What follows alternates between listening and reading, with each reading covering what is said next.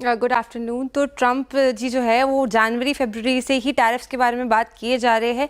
Pharma कभी इन कभी out tariffs के मामले में जताया जा रहा है, लेकिन 24 मार्च 2025 को ट्रम्प ने फार्मा सेक्टर को लेकर एक बड़ा बयान दिया था कि डोमेस्टिक इंडस्ट्री को बूस्ट देने के लिए फार्मा इंपोर्ट्स पर टैरिफ लगाना ज़रूरी है। उस दिन से हम देखें तो यहाँ पे फार्मा स्टॉक्स ने थोड़ा बिटर रिएक्शन दिया है। निफ्टी फार्मा इंडेक्स लगभग 4% फिसल गया है, जबकि ओवरऑल निफ्टी की बात करें तो वहाँ से 1% फिसला हुआ नजर आया है। यूएस मार्केट पर हैवीली डिपेंडेंट जो कंपनीज है उसमें शामिल है Zydus life, Aurobindo pharma, doctor Reddy's, Lupin, Sun pharma. देखेंगे तो इनकी कुल बिक्री में जो यूएस का प्रपोर्शन है वो 47%, औरोबिंदो फार्मा का 46%, ल्यूपिन 36%, डॉक्टर रेड्डीज 46%, सन फार्मा 32%। साथ ही 24 मार्च जब ट्रंप ने ये अनाउंसमेंट किया था, वहां से आप इनकी स्टॉक परफॉर्मेंसेस देखेंगे तो यहाँ पे भी काफ़ी गिरावट इन पर्टिकुलर काउंटर्स में हमें देखने को मिली है। कोई 10% गिरा है, कोई 6%, तो कोई 9% यहाँ पे गिरावट दिखाता हुआ नजर आया।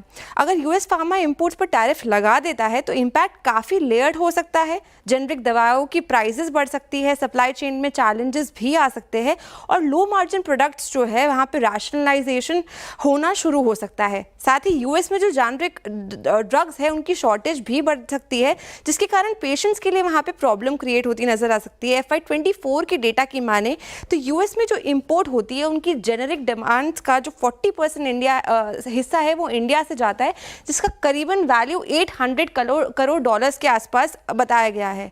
तो जो इंडियन फार्मा प्लेयर्स है जैसे कि Zydus, doctor Reddy's, Aurobindo pharma, lupin और नेटको फार्मा, इनका 30 से 50% रेवेन्यू जो है वो यूएस मार्केट से कमाया जाता है। तो इसलिए जो ट्रंप की ये घुट्टी है ये कंपनीज के लिए कड़वी भी हो सकती है, लेकिन लॉन्ग टर्म पर्सपेक्टिव से देखें तो कुछ कंपनीज को यहाँ से फायदा भी मिलता हुआ नजर आ सकता है। तो समझूंगा उस बात को, केवल सर से बेहतर कौन।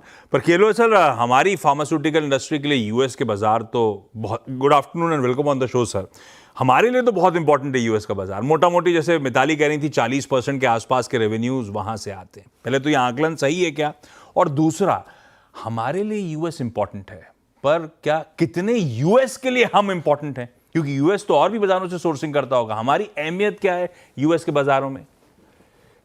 पहले बात है, मिताली ने जो कहा कि 40% of products which are sold in US ये इंडिया सप्लाई करता है। सही बात है, अराउंड $8 बिलियन, $9 बिलियन की एक्सपोजर है। आज क्या हो रहा है कि फार्मा में वैसे भी ट्रम्प को बड़ा मुश्किल होगा हाई टैरिफ ले करना।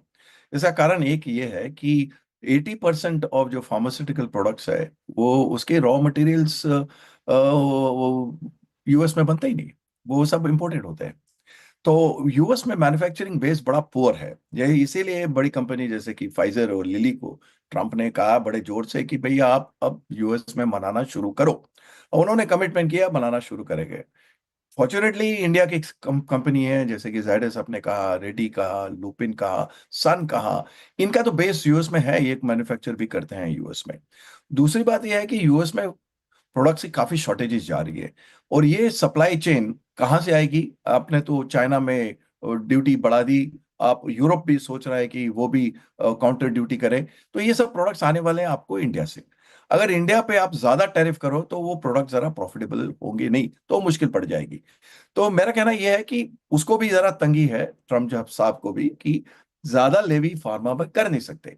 मैक्सिमम मेरे हिसाब से वो लेवी कर सकते हैं 25%, और रेसिप्रोकल करें तो इंडिया के साथ वो 10% लेवी करेंगे।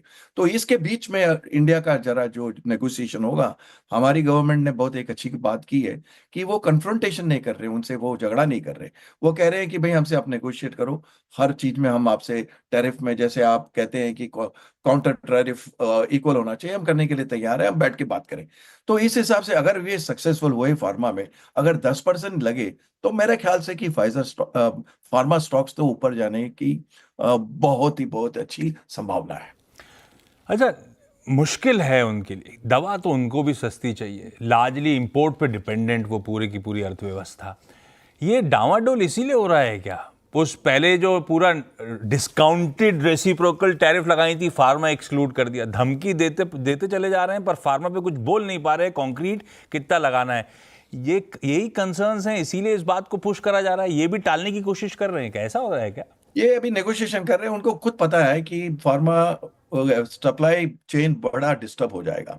और अगर सप्लाई चेन डिस्टर्ब हो गया तो अवेलेबिलिटी ऑफ प्रोडक्ट पेशेंट्स के लिए बड़ी मुश्किल हो जाएगी, गुड क्वालिटी प्रोडक्ट्स अवेलेबल नहीं होंगे।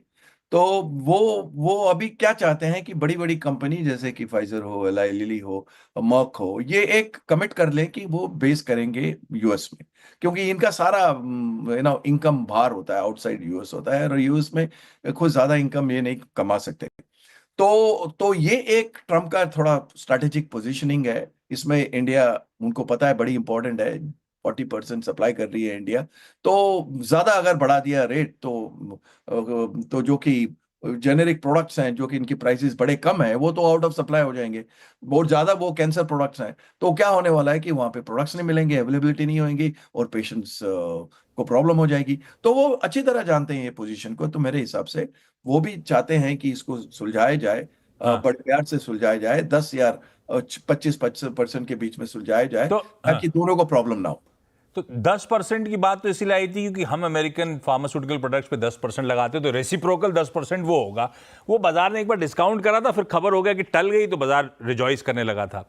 अच्छा, अगर मान लीजिए एक्सट्रीम जो भी है 26% का थ्रेशोल्ड है, वो 25-26% लगा दिया, ट्रम्प साहब को ऑब्जेक्टिव तो ये है कि हमारी फार्मास्यूटिकल कंपनीज वहां पे अपने बेसिस सेटअप करें। कईयों के तो हैं भी छोटे मोटे, Correct. लेकिन 25% अगर टैरिफ लग गया इंडियन फार्मास्यूटिकल पे, तो वो इंड्यूस करेगा हमें वहां मैन्युफैक्चर करने के लिए, या हम यहीं से फिर भी बेच रहे होंगे और महंगी बेच रहे होंगे, उनको वो भी एक्सेप्ट करना पड़ेगा? होगा क्या फिर ये सिनेरियो प्ले आउट कैसा होगा? बिल्कुल, बहुत अच्छा सवाल पूछा आपने। उसमें ऐसा है कि कुछ कंपनियां, जैसे मैंने कहा कि डॉक्टर रेड्डी हुई, सन फार्मा हुआ, जाइडस हुआ, लुपिन हुआ, इनकी तो बेस ऑलरेडी है यूएस में, वो मैन्युफैक्चरिंग भी करते हैं यूएस में।